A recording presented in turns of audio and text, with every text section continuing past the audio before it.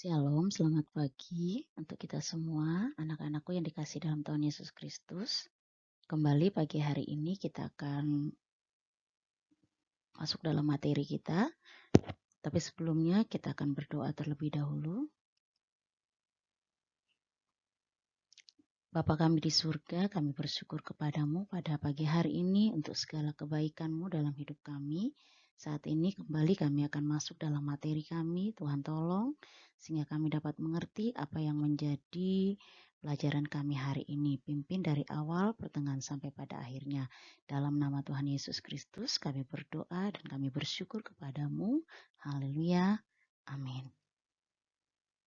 Puji Tuhan, pagi ini materi kita yaitu setia beribadah, berdoa, dan membaca Alkitab. Untuk bahan Alkitab atau bahan bacaan kalian di rumah, kalian bisa baca di dalam Efesus pasal yang ke-6, ayat yang ke-18, dan Roma pasal 12, ayat yang ke-12.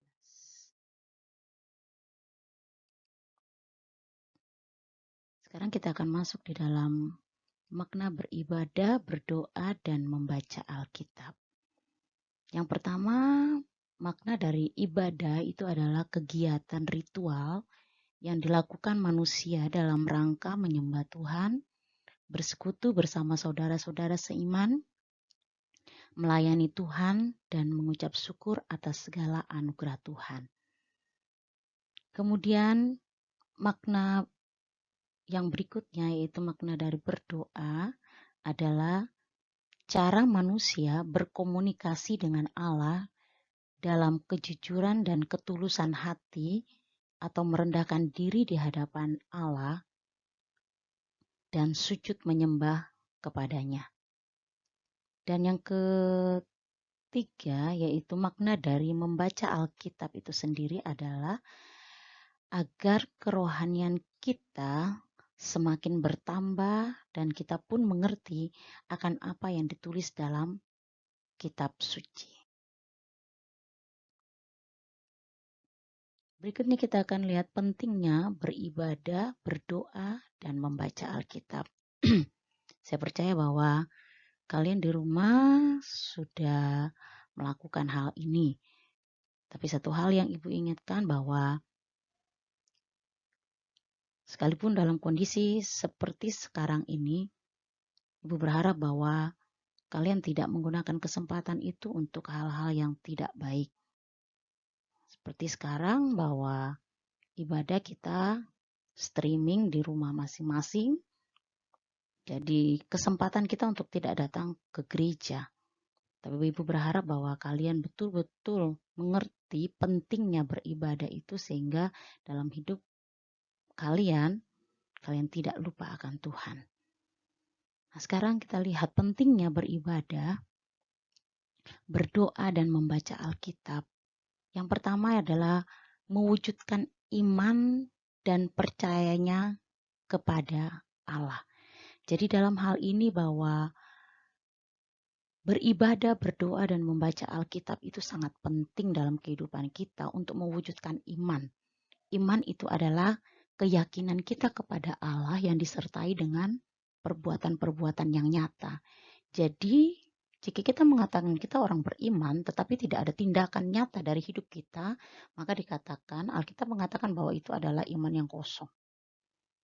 Jadi Ibu berharap bahwa kalau kamu mengatakan dirimu adalah orang yang beriman, berarti harus ada tindakan. Dan tindakannya itu, apa yang harus kita lakukan? Tindakan yang harus kita lakukan adalah berdoa dan setia untuk membaca Alkitab. Kemudian, pentingnya lagi beribadah, berdoa, dan membaca Alkitab yang kedua adalah menghasilkan pencerahan hidup, perubahan dalam diri orang percaya. Jadi di sini orang yang rajin beribadah, berdoa, dan membaca Alkitab itu akan terjadi perubahan dalam dirinya. Contohnya, mungkin dari yang dulunya suka berbohong sama orang tua, karena dia rajin beribadah, berdoa, dan membaca Alkitab, dia akan merasa berdosa jika dia membohongi orang tuanya. Nah, itu contoh kecil, tapi banyak lagi contoh lain. Orang yang akan mengalami perubahan dalam dirinya itu akan kelihatan, akan terlihat dari kesehariannya. Ya, dari keseharian kalian itu akan kelihatan bahwa kalian itu adalah orang-orang yang suka beribadah, suka berdoa dan membaca Alkitab. Makanya rajin-rajinlah untuk melakukan hal itu. Kemudian berikutnya yaitu menumbuhkan sikap sosial kepada orang lain.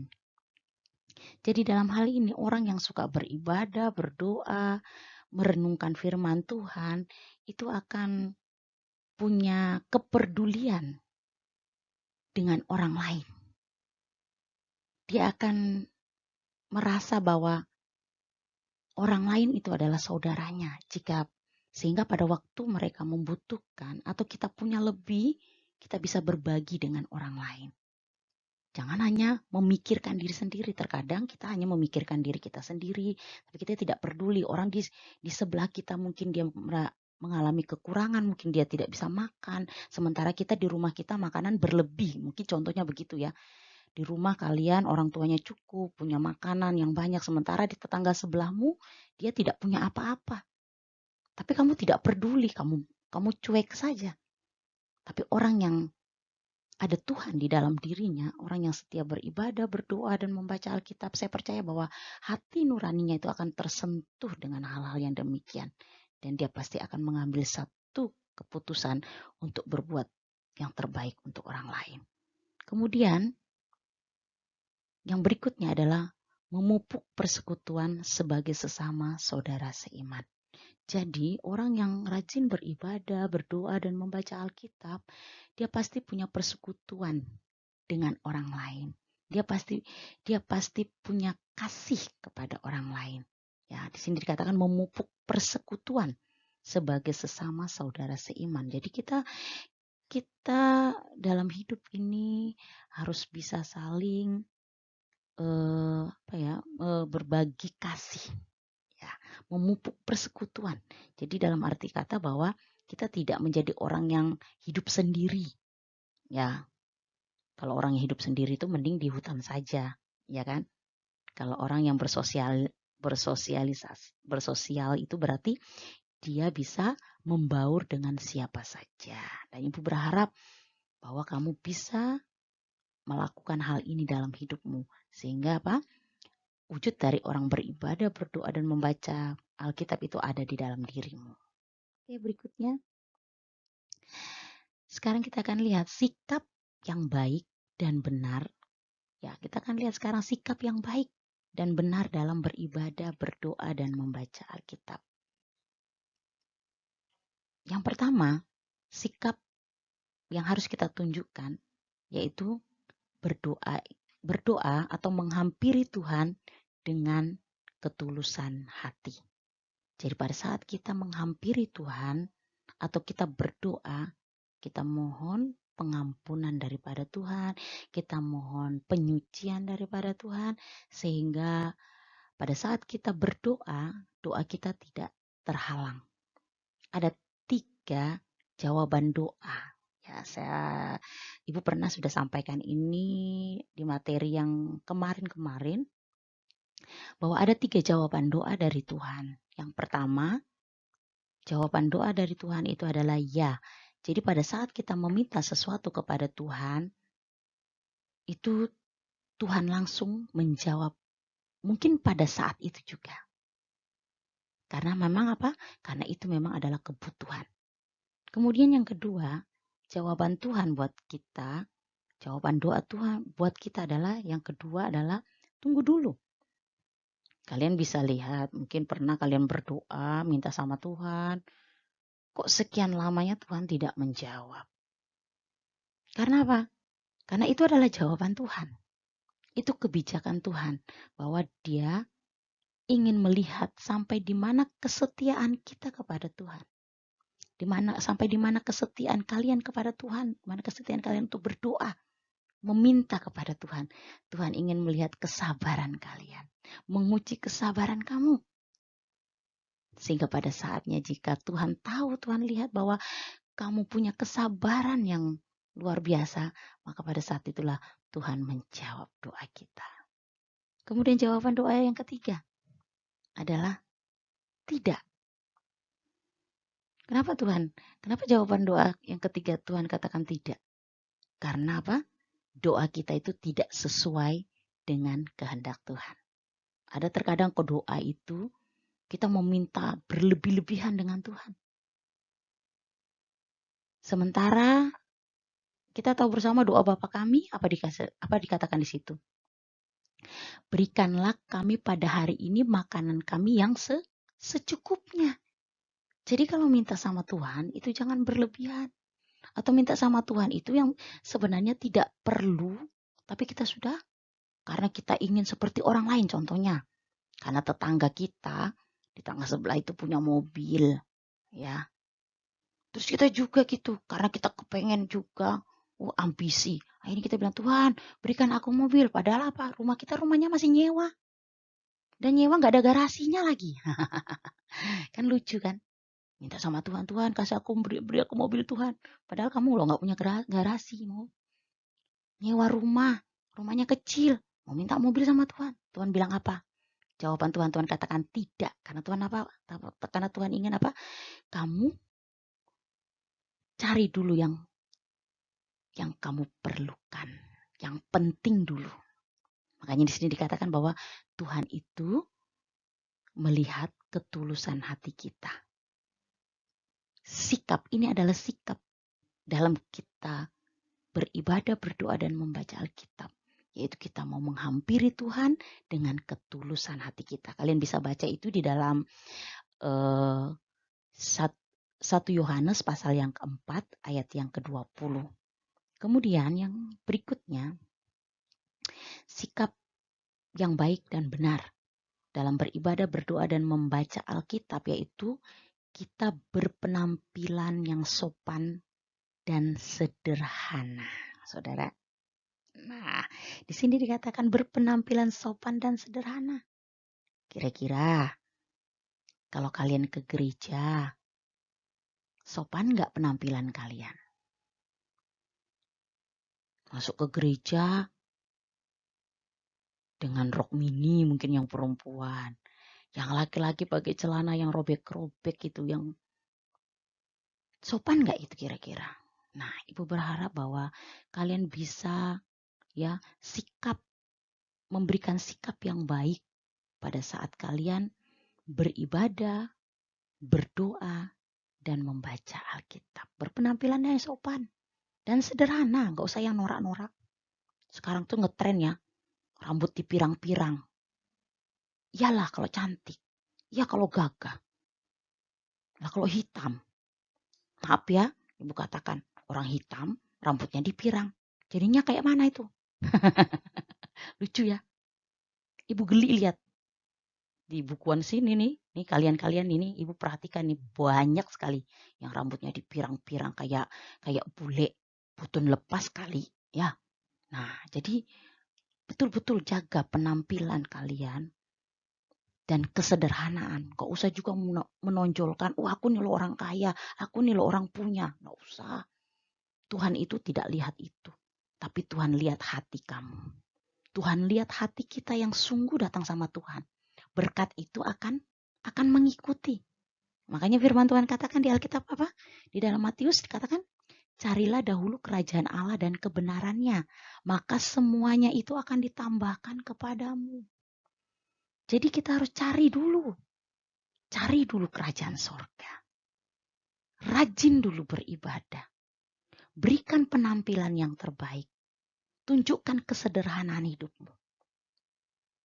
Kalau dengan itu, kita tidak perlu mengatakan, aku loh cantik, aku loh gagah, aku loh kaya. Orang akan melihat sendiri. Malah orang akan berkata, dia itu sekalipun dia orang berada, dia cantik, dia ganteng, tapi orangnya nggak sombong. Itu yang diharapkan. Jadi Ibu berharap kalian adalah menjadi bagian dari hal yang kedua ini. Kemudian hal yang ketiga, sikap yang baik dan benar dalam beribadah, berdoa, dan membaca Alkitab. Yang ketiga adalah berdiam diri dan patuh dalam menerima ajaran.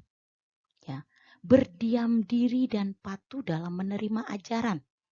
Apa ajaran yang sudah kamu terima? Jangan bilang, Bu, aku nggak tahu, Bu. Karena sekarang aku nggak pernah ke gereja, Bu.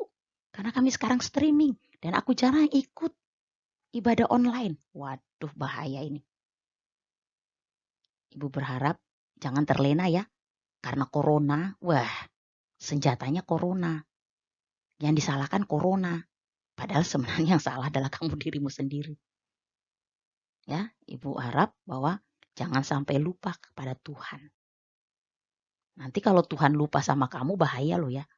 Kalau masih kamu yang lupa sama Tuhan, itu mungkin masih biasa. Tapi kalau Tuhan lupa, kalau kamu itu adalah pengikutnya, bahaya hidup.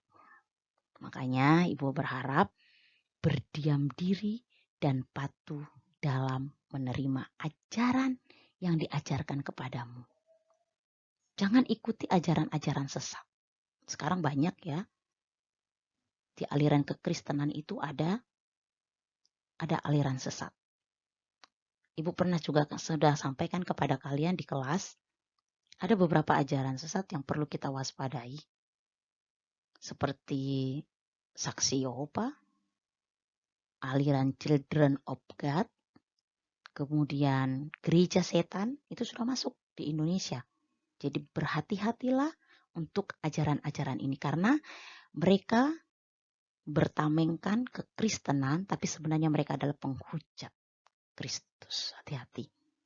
Ya, makanya dengan kamu belajar dengan benar, berdiam diri, dan patuh dalam ajaran di gerejamu masing-masing, Ibu tidak ingin mengajar kamu harus jadi jemaatnya. Ibu tidak. Kamu punya liturgi masing-masing gereja. Jadi lakukan itu. Karena semua yang diajarkan yang sesuai dengan Alkitab itu adalah kebenaran. Lakukan itu dalam hidupmu sehingga kamu menjadi orang-orang yang berhasil dalam hidup ini. Kemudian yang berikutnya, sikap yang baik yang keempat, yaitu tidak menjadi orang yang munafik. Mengerti? Ya, tidak menjadi orang yang munafik. Kalian tahu enggak? Pernah Ibu ya? Mungkin kalian ada yang ingat, apa itu munafik?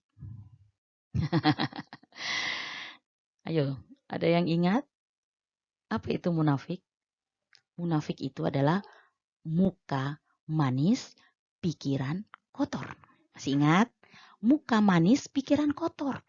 Jadi ada orang biasanya ya, kelihatannya mukanya manis banget, ganteng banget, ngomongnya bagus banget di depan. Padahal di belakang dia menusuk. Jangan jadi orang munafik. Karena orang yang munafik Tuhan katakan tidak ada tempatnya di sorga. Ingat ya, orang munafik itu tidak ada tempatnya di surga.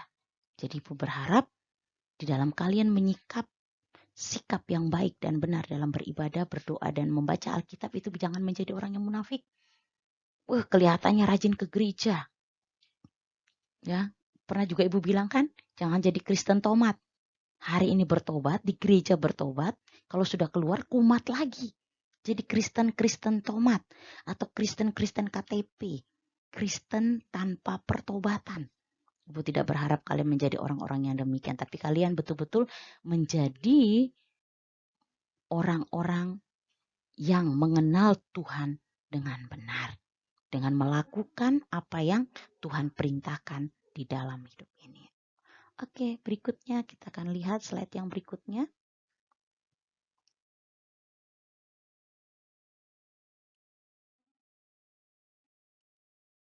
Ya, kesimpulan. Ya, Ibu tidak lama-lama ya.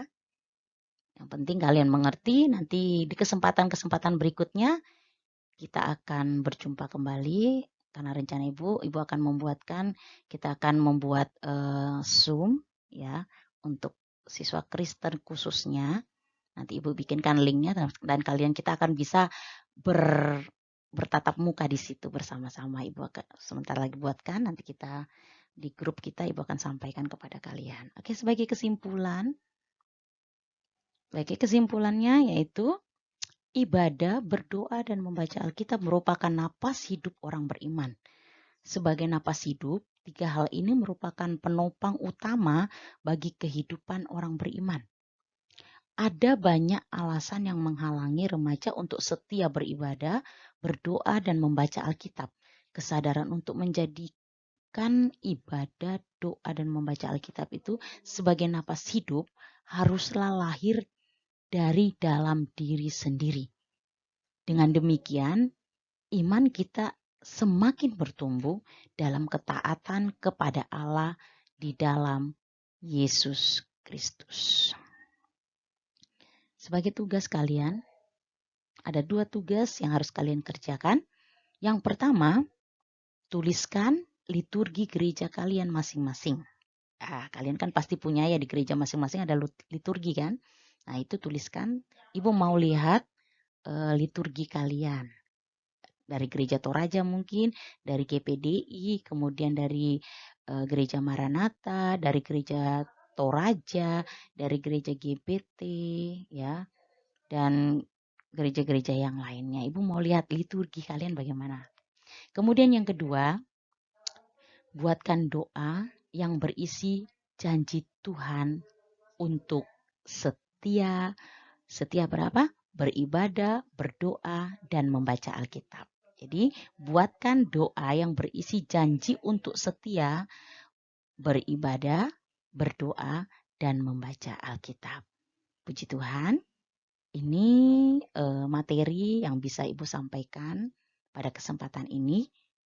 Ibu berharap bahwa kalian bisa mengulang kembali, ya, melihat kembali apa yang kalian harus lakukan dalam hidup ini. Dan juga Ibu berharap kalian harus menjaga kesehatan supaya kalian menjadi anak-anak yang baik, anak-anak yang membanggakan orang tua, terlebih membanggakan Tuhan. Puji Tuhan, ini materi kita hari ini dan selamat pagi. Tuhan Yesus memberkati kita semua. Amin.